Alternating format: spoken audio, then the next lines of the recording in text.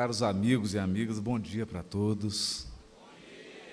É uma alegria muito grande. Há muito tempo, a Ivana me pedia que viesse a Anápolis, conhecer esse movimento espírita tão afetivo, tão fraterno que é o movimento espírita de Anápolis. E agora, graças a Deus, nós temos a oportunidade de conhecer essa cidade, participar de um evento tão bonito como esse, né? Uma paisagem convidativa para refletir sobre um tema fundamental. Uma página de Emmanuel que está no capítulo 110 do livro Vinha de Luz, intitulada A Caridade Essencial. Mas antes disso eu queria contar uma história, quase uma parábola. Conta-se que Santo Antônio, e nós não vamos falar de casamento, Santo Antônio possuía uma meta que era o seu aperfeiçoamento moral e um desejo secreto de se tornar um santo, um homem verdadeiramente santo, puro. Então, durante muitos anos, ele se isolou e passou por uma espécie de Olimpíada moral. Um treino, um Iron Man da espiritualidade. Aliás, Kardec se referia ao processo de transformação moral como ginástica moral, que ela exige, de fato, hábitos e uma resiliência. As virtudes não são conseguidas por acaso, elas são conquistadas passo a passo. E passavam-se muitos anos, Santo Antônio se isolou, e ali ele ficava em constante meditação e oração, e todo dia amanhecia, e o diabo ia visitá-lo. Sempre com uma diabrura nova. O objetivo do diabo era trazer algum tipo de tentação a Santo Antônio, para que ele pudesse cair e desistir do seu propósito. E o diabo fez de tudo. Tentou Santo Antônio com o poder, com o dinheiro, com a sexualidade, os mais diversos ângulos das fragilidades humanas. O diabo fez de tudo. Ao cabo de 20 anos, olha que o diabo é persistente, ao cabo de 20 anos, o dia já finalizava e o diabo já havia tentado de tudo naquele dia. Ele vira as costas e diz assim: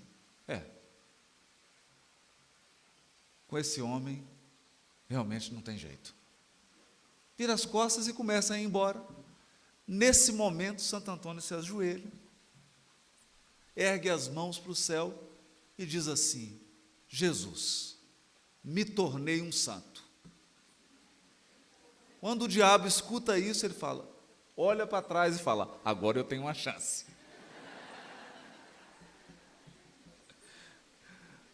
A história é engraçada, mas ela nos dá conta de uma situação muito curiosa.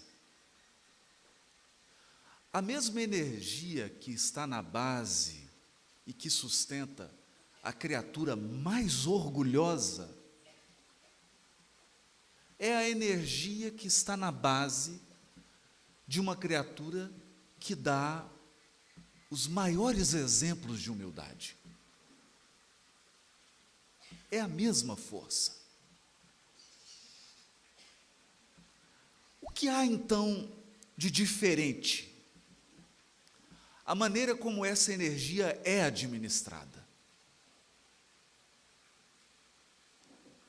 Na metáfora dos espíritos, quando respondem a Kardec sobre as paixões, eles dizem que as paixões são como cavalos indomados. Então, o propósito da reforma moral não é matar o cavalo, é educá-lo. Além de educá-lo, dar rumo certo e controlar a intensidade. Esse é um ponto fundamental. Os nossos potenciais se transformam em vício quando eles estão na intensidade incorreta, para menos ou para mais, e quando eles não possuem um rumo, uma orientação. No caso da história engraçada e curiosa de Santo Antônio, por trás daquele desejo de crescimento, há a mesma energia do orgulho. O que o diabo se entusiasmou é que no momento em que Santo Antônio ajoelha e fala, me tornei um santo, ele perdeu a medida. Aumentou um pouco o volume, tinha que diminuir. Não precisava daquilo. E isso mostra o que é a caminhada evolutiva e o estado de perene, de eterna vigilância que o espírito precisa manter sobre as suas faculdades e sobre os seus potenciais. Outro caso extremamente curioso diz respeito a Francisco de Assis. Francisco de Assis nasce num momento da Itália, especialmente na Umbria, em que a igreja perdia o rumo, porque havia desconectado das suas fontes espirituais e acreditava 100% no poder do dinheiro e da política humana. Não que o dinheiro e a política sejam essencialmente maus, também é uma questão de dosagem, de uso correto. Mas o fato é que a igreja agora, naquele momento de Francisco de Assis, confiava mais no dinheiro do que em Deus. Então, Francisco de Assis, numa ação pedagógica, numa missão pedagógica que lhe foi confiada pelo Cristo, ouve a voz, Francisco, reconstrói a minha igreja. No primeiro momento ele acredita ser a igreja de pedra e constrói aquela igreja simplesinha, até entender que o chamado do Cristo para ele era um chamado mais amplo, espiritual, algo que não podia ser tocado, imponderável, era uma construção interior. E ele então, num gesto pedagógico, adota um estilo de vida da mais extrema pobreza, abrindo mão de todos os bens. Era uma medida extrema para um abuso extremo. Dizem que é um efeito sonoro aí do extremo, né? Dizem que as doenças muito graves exigem um remédio mais intenso. Então, essa ação de Francisco de Assis, numa vida, num voto de pobreza, expressava aquela ação pedagógica de educar os homens para se conectarem novamente à espiritualidade. E durante toda a vida, Francisco de Assis abre mão de todos os bens materiais. Mas no final da sua vida, ele começa a perceber que os seus companheiros de ideal, aqueles que estavam com ele no voto de pobreza, levando adiante o trabalho, começavam como que a se desviar. E Francisco de Assis, percebendo que já partia, que não poderia ficar, e temendo que a sua obra pudesse sofrer um desvio, uma deturpação, fica muito triste, e resolve visitar aquela grande alma pela qual ele tinha um afeto imenso, que era Irmã Clara. Francisco, então, se dirige até o convento das Clarissas e é recebido por ela. E as mulheres são muito perspicazes, sobretudo as que amam. Irmã Clara recebe Francisco de Assis e vê aquele estado de tristeza dele, quase uma depressão santa, e diz para Francisco, ela chamava ele de pai, Pai Francisco, eu já sei qual que é o seu problema e por que você está triste.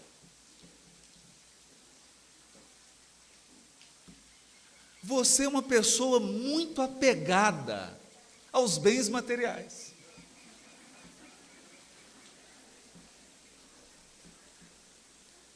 Nessa hora, todos que estavam acompanhando Francisco de Assis ficam perplexos. Não é possível que ela está dizendo isso. O próprio Francisco de Assis se espanta. E ela diz para ele, Pai Francisco, não se espante. Você se despojou de todos os bens materiais, que são mais evidentes. Mas há algo ainda pelo qual o Senhor nutre um profundo sentimento de apego por algo que não é seu. E ele então arregala os olhos. Ela fala, Pai Francisco, a obra que você desenvolveu não é sua. É do Cristo.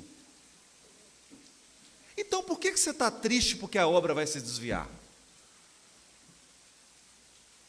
Por que você está triste porque vai embora e outros vão assumir? A obra não é sua. Você está apegado. Entrega. É o último bem que o Cristo te pede para entregar. E ele então levantou, que ele era bem-humorado, né? Colocou um sorriso no rosto e disse, é duro para um homem admitir isso, né? Você tem razão. Você tem razão. Ali era o teste extremo de Francisco de Assis. O homem que vivera abrindo mão de tudo que ele considerava um bem, mas não considerava a obra que ele fazia um bem que também precisava se desapegar. Então a gente percebe que a construção da virtude, que a transformação moral, não é uma obra simples, nem rápida. Porque os nossos vícios e as nossas deficiências, elas vão alcançando graus de sofisticação. Então existe o apego, que é aquele apego quase bruto. É aquele sujeito que compra o carro, mas ninguém pode entrar no carro, porque senão suja. Ou a pessoa que comprou o sofá e o tapete, mas não pode pisar. Não, o seu tapete, mas não pode pisar.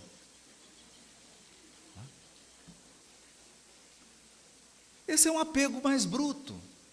Na medida em que a criatura inicia o processo de transformação moral, o apego vai assumindo características mais sutis, bem mais sutis. Assim como ocorre com o apego, ocorre com o orgulho, com a vaidade, com a prepotência, com a arrogância. Elas vão assumindo características sutis. Quem está de fora, às vezes nem percebe. Pensando nesses elementos, talvez, Emmanuel escreve essa página intitulada A Caridade Essencial. Entendamos que aqui não há uma contraposição. A caridade é uma virtude de 1000 faces. Ela atende a todas as necessidades. A caridade não pergunta que tipo de necessidade você tem. Ela atende. Porque quem pergunta muito, o socorro chega tarde.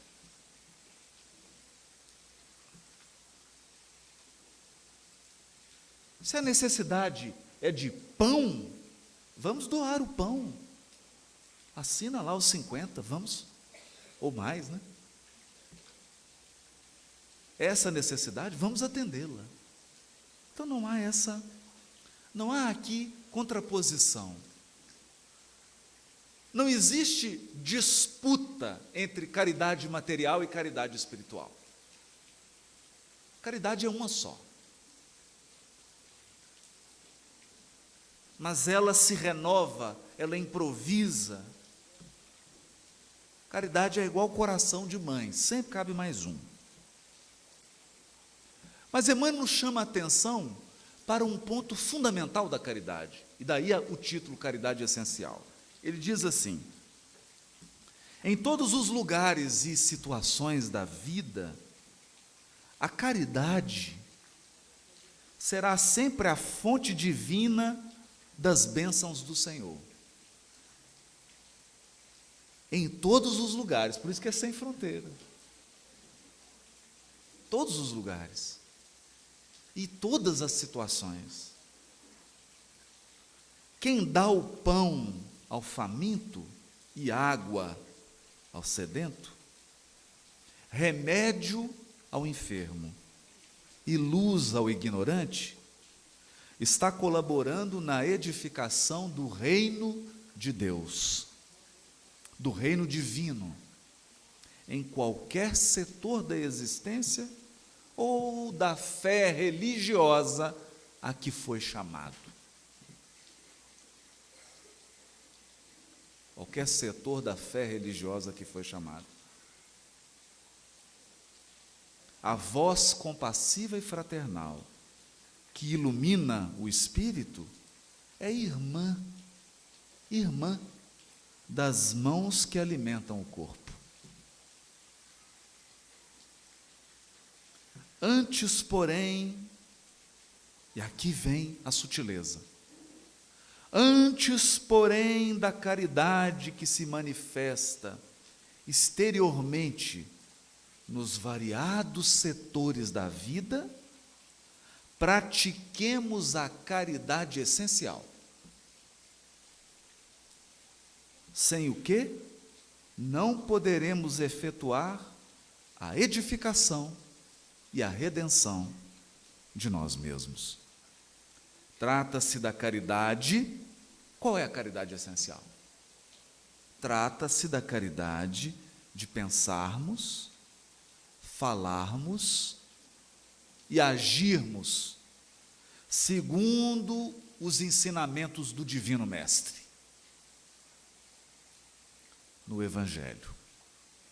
É a caridade de vivermos verdadeiramente nele, para que ele viva em nós. Sem esta, poderemos levar a efeito grandes serviços externos, alcançar intercessões valiosas em nosso benefício, espalhar notáveis obras de pedra, mas dentro de nós, nos instantes de supremo testemunho na fé, estaremos vazios e desolados, na condição de mendigos de luz. Eu queria contar um caso que ilustra essa mensagem. Está na obra de André Luiz. É o caso do Pedro Neves. É claro que André Luiz escolhe os nomes, né? E nesse nome, particularmente, eu vejo uma ironia assim fina. Pedro lembra pedra e neve lembra neve mesmo. O homem era duro e gelado. Um sujeito circunspecto, pouco afetivo, muito posudo. Mas o fato é que Pedro Neves era um homem caridoso. Ele estava no mundo espiritual. Durante 20 anos. 20 anos. Não são 20 dias. Diariamente, Pedro Neves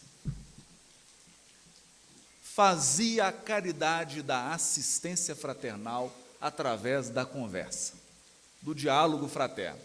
Então ele recebia pessoas recém-desencarnados, pessoas que acabavam de vir do umbral, etc. E conversava com elas. E não é que ele era bom nisso? O Pedro Neves tinha uma paciência, ele dialogava, um sujeito inteligente, perspicaz, encontrava ali as soluções, confortava. Aquela voz impostada, sujeito de uma postura. Acontece que, num determinado momento, não é que o Pedro Neves ficou triste? Começou a ficar acabrunhado, andando pelos cantos, não queria muito mais fazer o trabalho da assistência fraternal. Imaginem, esse homem era tão respeitado pela sua ação de caridade na assistência aos outros, que ninguém teve coragem de perguntar para ele. Vamos falar com Pedro Neves, que é Pedro, e é Neve. E ficou todo mundo intimidado. Pediram então para André Luiz conversar com Pedro Neves. E André Luiz foi muito inteligente. Chama o Pedro Neves para andar por um parque, água, verde, senta num banco. André Luiz já sabia qual era o caso. Na verdade, André Luiz havia sido designado para fazer parte da equipe espiritual que iria atender o caso de Pedro Neves. Então ele senta, né? E o Pedro Neves não perde a pose, né? Aquele sujeito está sofrendo, mas não perde, né? Está tudo bem, está tudo ótimo, o dia está lindo, o sol maravilhoso, né? Ele mantinha a pose, né? E quando o Pedro Neves pergunta para o André Luiz, e você, está tudo bem? Ele fala, não estou bem. Não estou bem. Aquilo já ativou aquele instinto de caridade, aquele instinto de diálogo fraterno do Pedro Neves. Ele já logo toma a postura de dialogador. Mas o que está acontecendo, né? E André Luiz fala, você sabe, né? A gente está aqui,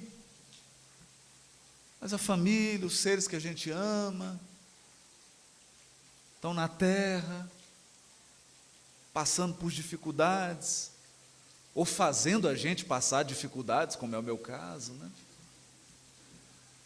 E aí eu fico amargurado. Mas foi um tiro de flecha, né? Pedro Neves logo fecha o semblante e se abre para André Luiz. Eu também. Também estou vivendo o mesmo problema. E André Luiz, é mesmo? Não diga. Fingindo que não sabia de nada, né? Não diga, Pedro. Você pode falar sobre o problema? Eu posso. Estou com uma filha, está prestes a desencarnar, muito adoecida, um câncer voraz. Eu, André Luiz, mas ela virá ao seu encontro e você está triste, mas não é isso. É meu genro. Seu genro? Você não sabe o que ele está fazendo. E André Luiz fica todo discreto. Percebe que o Pedro Neves não queria tocar no assunto. Encerra a conversa. Numa outra oportunidade, volta André Luiz. Vê que a caridade exige estratégia, né? Fazer o bem, bem feito, exige estratégia. André Luiz chega numa outra ocasião para o Pedro Neves e fala assim: Pedro, você não quer que a gente monte uma equipe aqui e vá atender o caso da sua filha? Nossa, mas eu gostaria muito, André. Olha, eu poderia fazer parte dessa equipe. Não, a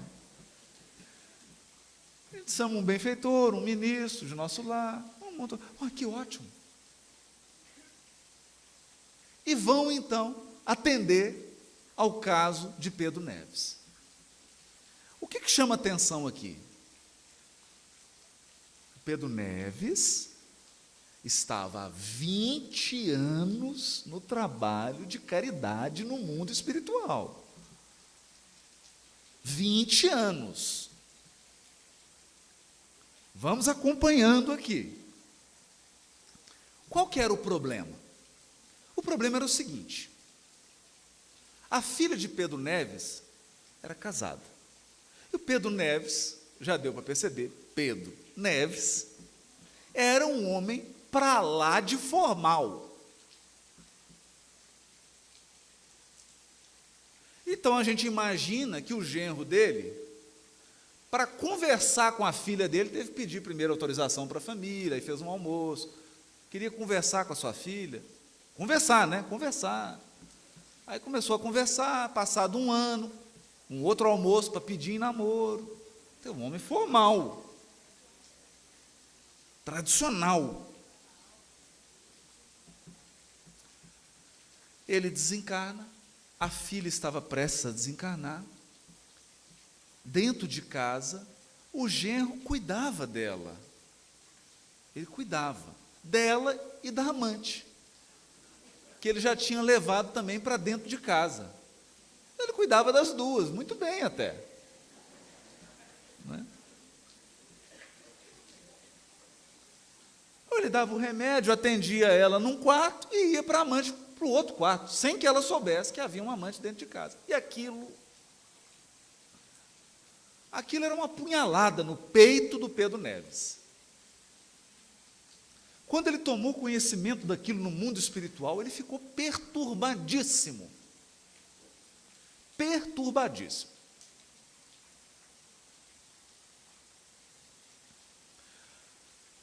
O certo é que o genro do Pedro Neves não tinha só amante, não. Ele começou a se entusiasmar com a iminente situação de voltar a ser solteiro, ou viúvo, e começou também a frequentar umas boates. A equipe espiritual, então, vai ao encontro, porque o benfeitor, e aí que a gente vê a beleza da espiritualidade que nos envolve e cuida das nossas vidas. O caso era Pedro Neves, então o objetivo era ajudar o Pedro Neves. Ajudando o Pedro Neves, eles teriam que ajudar a filha do Pedro Neves. E quem era o problema? O genro. Então, qual foi a estratégia do benfeitor espiritual? Atender primeiro o genro. Interessante, não? Então foram atender o genro. Onde? Na boate. Montou a equipe, foi todo mundo.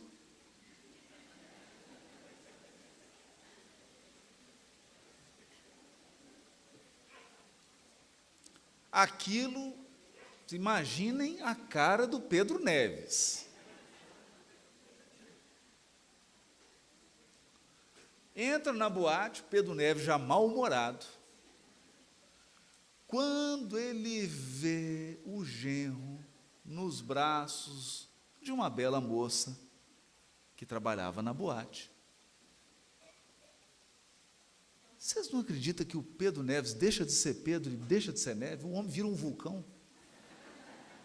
Ele sai correndo e começa a dar soco no genro. Virou vale tudo.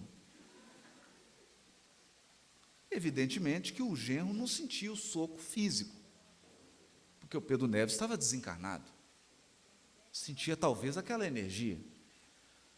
Sei que o genro sentiu um pouco de mal-estar, assim, falou: será que eu bebi alguma coisa? Me deu um mal-estar. Mal-estar nada, estava apanhando.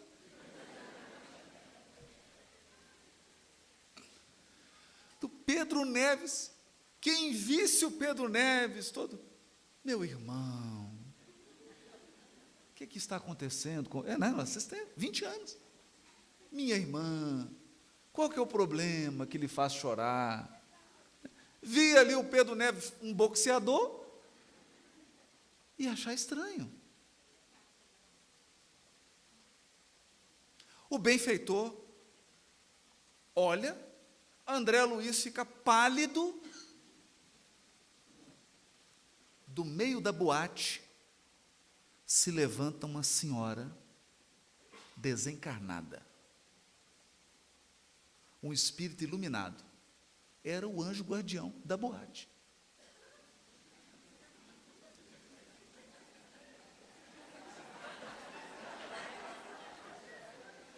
Você chega no mundo espiritual, com conquistas, e fala assim: estou procurando uma tarefa. Nós temos uma. Esse espírito se levanta, imaginem isso. Vai ao encontro de Pedro Neves, toca nele com aquela autoridade moral e diz: que isso, meu irmão? O que você está fazendo? E esse homem começa, pela primeira vez em 75 anos, uma pequena lágrima no canto esquerdo. Não, brincando. Ele chora igual criança. Abraça essa senhora e chora igual um menino. Mas ele fala esse ambiente, ela fala: não diga isso. Aqui também, meu irmão, estamos num trabalho de assistência espiritual.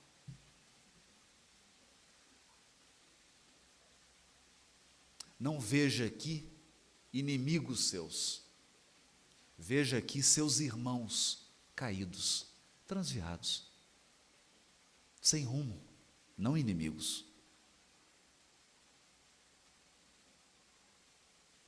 E aí ele chorando igual um bebê: mas é meu genro, e conta toda a história, e ela consola. E o benfeitor, que cuidava da equipe, quieto, né? Deixando ele absorver a lição. Era a primeira lição. A primeira lição. Bom, eu não vou contar o resto da história, porque afinal de contas eu não sou Silvio Santos. Fica contando o final do filme, e depois ninguém lê o filme. E também não vou contar o livro, porque aí todo mundo lê a série de André Luiz inteira, para descobrir onde está a história do Pedro Neves. Mas o que essa história nos traz? O que isso tem a ver com o tema que nós estamos refletindo hoje? Isso tem a ver que você pode passar 85 anos fazendo a caridade, sem praticar a caridade essencial, que é a construção por dentro de você. É isso que Emmanuel está chamando a atenção. Você vai conquistar inúmeras simpatias espirituais. Você vai angariar um mérito espiritual sem precedente.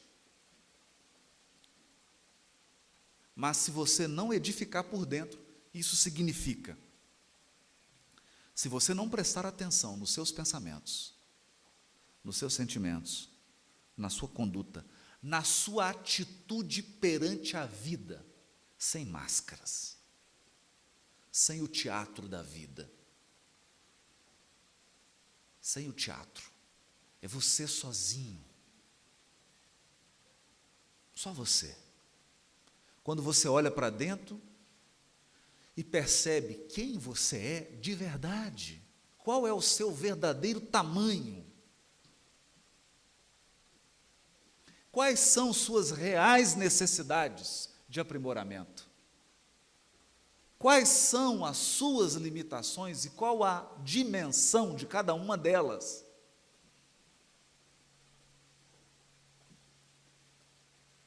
Se a criatura não se entrega a esse trabalho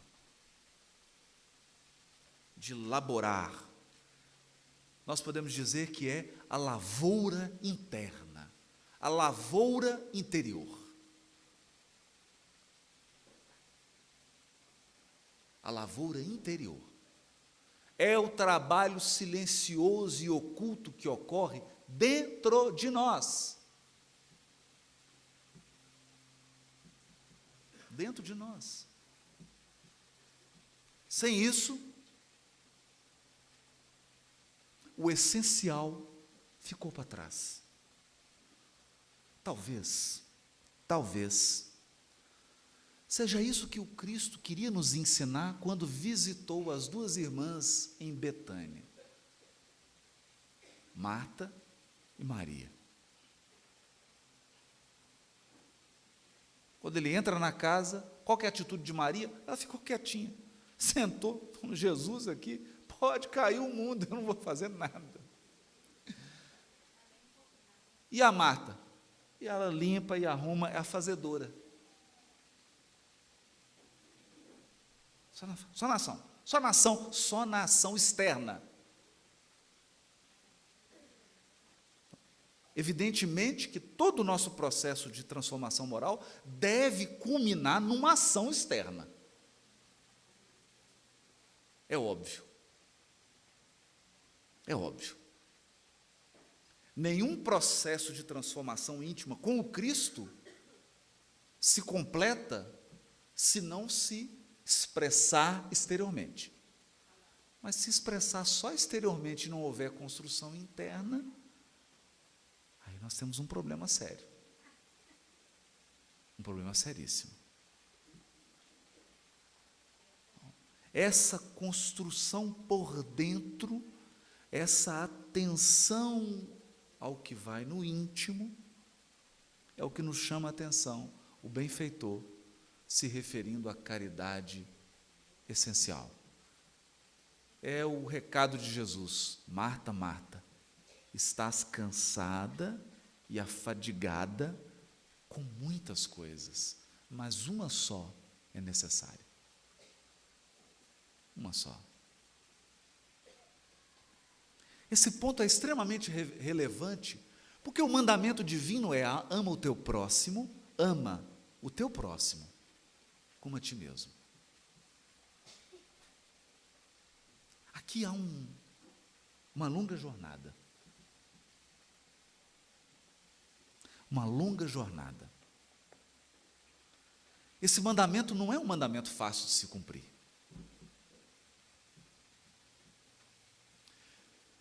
Porque ele exige 3 coisas, no mínimo, pelo menos que eu consigo perceber agora. 3 coisas. Primeiro, você tem que reconhecer que, além de você, existe um outro. Não é fácil. Segundo, você tem que aprender a amar a você mesmo, de maneira saudável. E terceiro, precisa aprender a amar o outro. Parece tão simples, mas não é. Não é tão simples.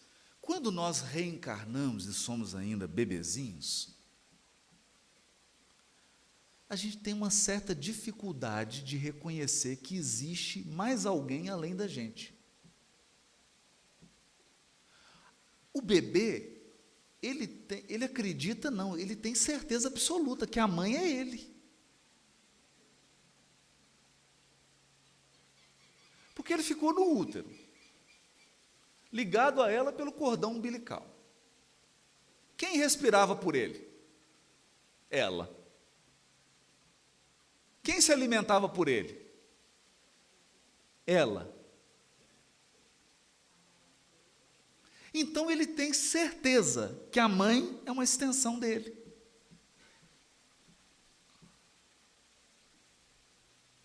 Coitadinho do bebê, né? Coitadinho de nós. Porque o maior desafio do espírito é entender que o outro não é a extensão dele.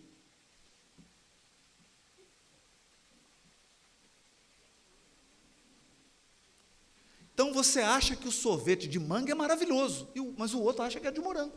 Fala, não é possível, isso é um absurdo. É um absurdo uma pessoa que não acha o sorvete de manga o mais gostoso do mundo. Porque como que uma pessoa pode viver pensando diferente de mim? É o nosso complexo de bebê.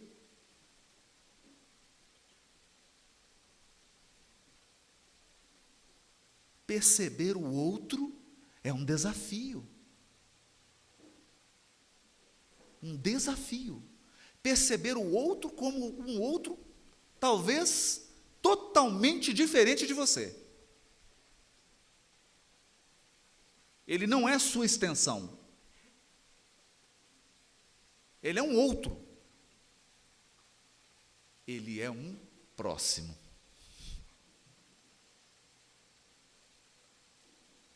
Então nós gastamos aí talvez 5.000 anos para sair da psicologia do bebê.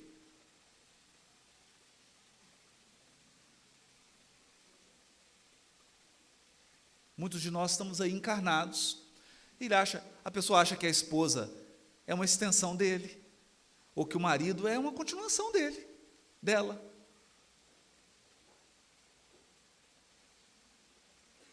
E é difícil. Por exemplo, eu tive uma extrema dificuldade, as escolhas profissionais da minha filha, eu fiquei abalado, porque eu achava que ela era a continuação minha. Então, ela é extensão. Sou eu. Não, ela é um outro. É um próximo. Então, eu vou fazer isso. Tem certeza? Tenho.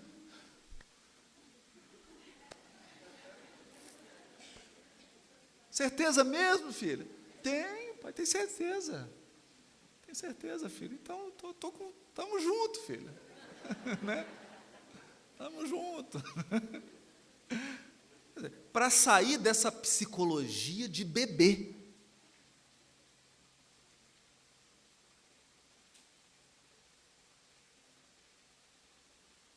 O Cristo dá um testemunho, um exemplo gigantesco a todos nós, no encontro dele com Públio Lentulus. Jesus tinha um tão profundo sentido do outro, que ele diz assim para Públio: encontras, neste instante, um ponto de referência para a regeneração de todo o teu destino. Por isso que virou Emmanuel. Eu ouvi um negócio desse. Está aqui. Ou seja, era o Cristo. Encontras neste momento um ponto de referência para a regeneração de todo o teu destino. Mas está no teu querer o seguir-me agora ou daqui a milênios. Reconhecimento do outro.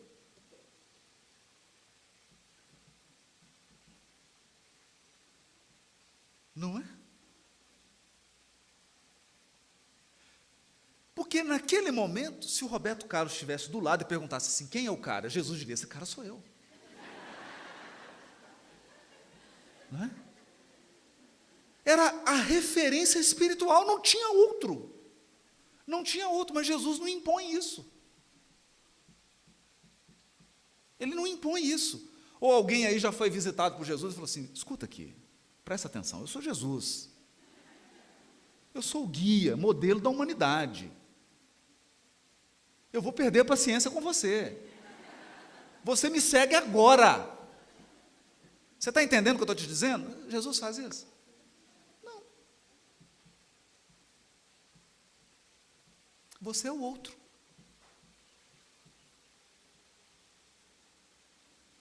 Então ele reconhece o outro, é o primeiro passo. Bom.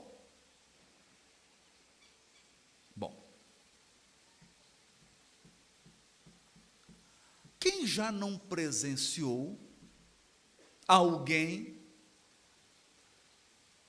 tendo atitudes, comportamentos, pensamentos, sentimentos altamente prejudiciais a ele mesmo? E aí você pensa assim: meu Deus, se ele faz isso com ele, imagina comigo. Se ele faz isso com ele, imagina comigo. Aqui vem um ponto fundamental.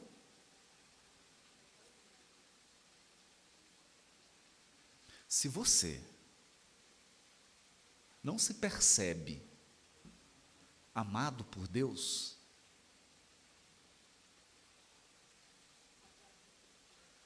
se você não reconfigura a sua interpretação da vida,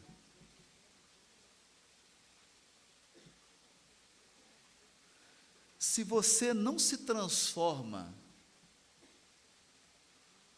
num buscador de dádivas, porque as dádivas estão nos cercando, mas a gente não enxerga.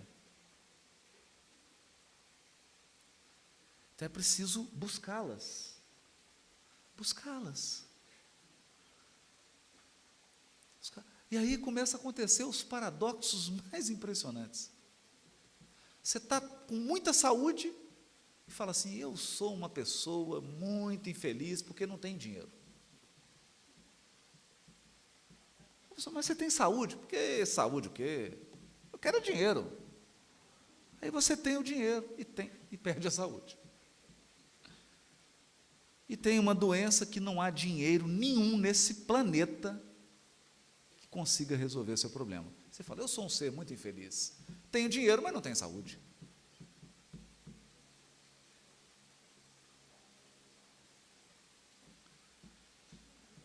Essa falta de reconhecimento das bênçãos, das dádivas, né, que todos nós temos, revela uma dificuldade de perceber o amor de Deus.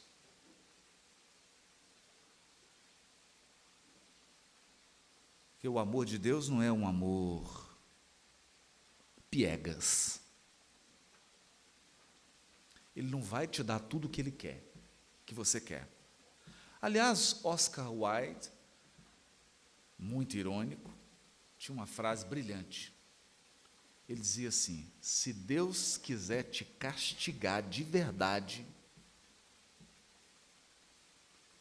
se Deus quiser te massacrar, basta Ele dar tudo o que você pede.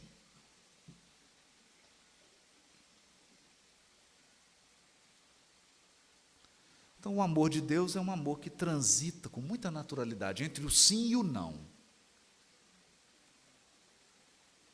Deus diz não, exatamente porque te ama.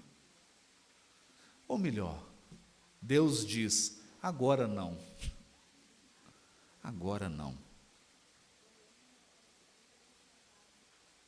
Portanto,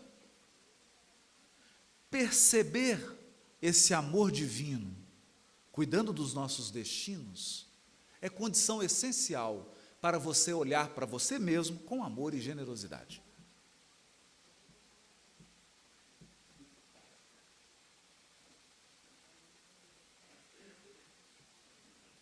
Isso implica que você tem que ter um pouquinho do bom humor do diabo que tentou Santo Antônio. Olhar para você mesmo, para as suas deficiências, para as suas fragilidades, e rir de você mesmo. Porque o caso é de rir. As nossas fragilidades são, às vezes, tão infantis, que a terapia é uma boa gargalhada. Você tem que ter consciência disso. E não pode se levar tão a sério assim. Porque se você não encara essas suas fragilidades como coisas infantis que precisam ser incorporadas, precisam ser vistas, precisam ser cuidadas, você terá muita dificuldade de aceitar a deficiência do outro.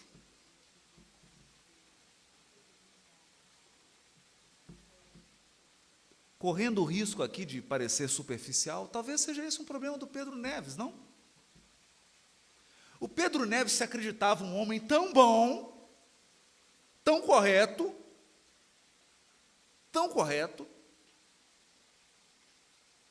porque ele tamponou todas as emoções, trancou, deixou tudo lá guardado,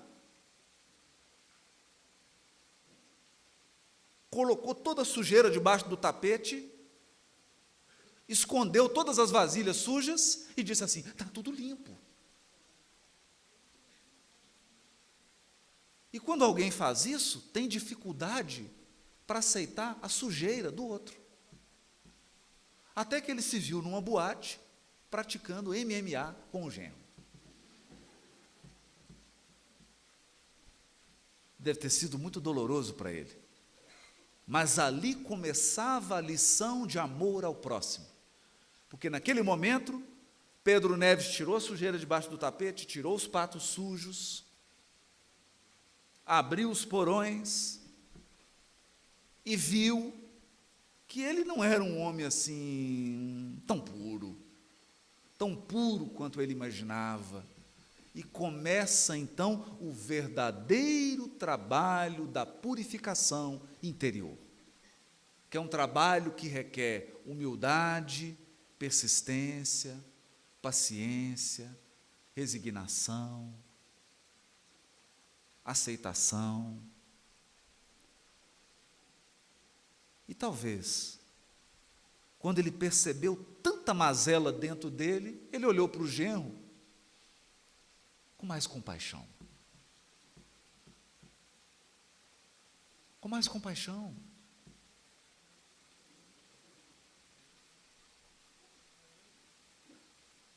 Talvez entendendo que se ele tivesse a maturidade espiritual do genro, se ele vivesse as circunstâncias que o genro viveu, talvez ele tivesse caído nas mesmas armadilhas.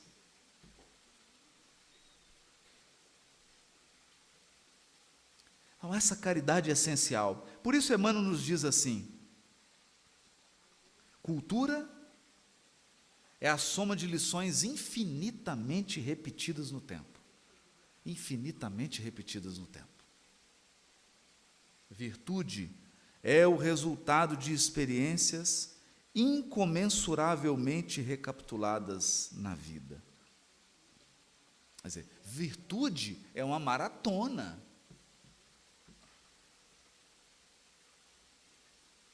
Ninguém sai do não perdão e vai ao extremo do perdão. Não, não é assim que funciona. Primeiro você perdoa um carro que te dá uma cortada. Significa correr 1 quilômetro. Você tem que criar resistência. Porque hoje dá uma cortada, você buzina, xinga, para, briga. Aí você fala: não, eu te perdoo, pode ir. Eu te perdoo. Começa assim, e vai adquirindo resistência. Daqui a pouco você começa a ter atos de perdão mais expressivos, mas sem se iludir. Sem se iludir. Por isso o Chico dizia: Emmanuel tem me ensinado a não esperar do outro espetáculos de grandeza. Porque às vezes você vai testando o limite das pessoas, vai testando o limite achando que ele é anjo. Aí vem uma boca de cachorro, te morde, você fala: não é possível? É você? Né? Não podemos esperar espetáculos de grandeza do outro. Tem que entender os limites os limites nossos e do outro. Quando eu consigo ter essa generosidade comigo, é o que Emmanuel nos diz. Jesus, o mestre dos mestres, apresenta uma chave simples para que se lhe identifiquem os legítimos seguidores. Conhecê-los-eis pelos frutos.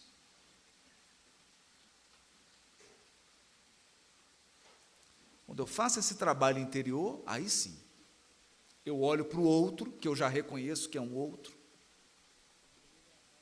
com aquela generosidade que eu estou aprendendo a usar comigo, com aquele amor que eu estou aprendendo a usar comigo. E aquilo vira natural, transborda, é natural. É natural. No capítulo Caminho, Verdade e Vida, no livro Caminho, Verdade e Vida, capítulo 24, chamado O Tesouro Enferrujado, há uma lição belíssima de Emmanuel. Ele diz assim: os sentimentos do homem, nas suas próprias ideias apaixonadas, se dirigidos para o bem, produziriam sempre, em consequência, os mais substanciosos frutos para a obra de Deus. Se dirigidos para o bem. Olha que interessante. Se dirigidos para o bem. Em quase toda parte, porém, desenvolvem-se ao contrário, impedindo a concretização dos propósitos divinos com respeito à redenção das criaturas. Todos os sentimentos que nos foram conferidos por Deus são sagrados. Todos. Constituem o ouro e a prata de nossa herança. Essa é a nossa herança. Os sentimentos. Mas, como assevera o apóstolo, deixamos que as dádivas se enferrujassem no transcurso do tempo. Faz-se necessário trabalhemos afanosamente por eliminar a ferrugem que nos alcançou, os tesouros do Espírito. Para isso, é indispensável compreendamos no Evangelho a história da renúncia perfeita e do perdão sem obstáculos, a fim de que estejamos caminhando verdadeiramente ao encontro do Cristo.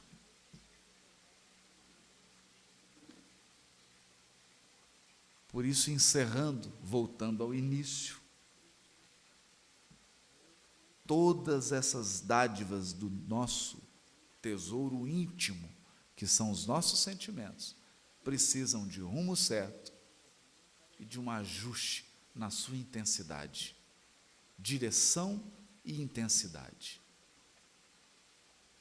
Por isso, talvez encontramos a frase no livro Mensageiros: todo aquele que opera no bem, de espírito voltado para Deus, deve aguardar sempre, sempre o melhor. Não é promessa de amizade, é lei. Muito obrigado.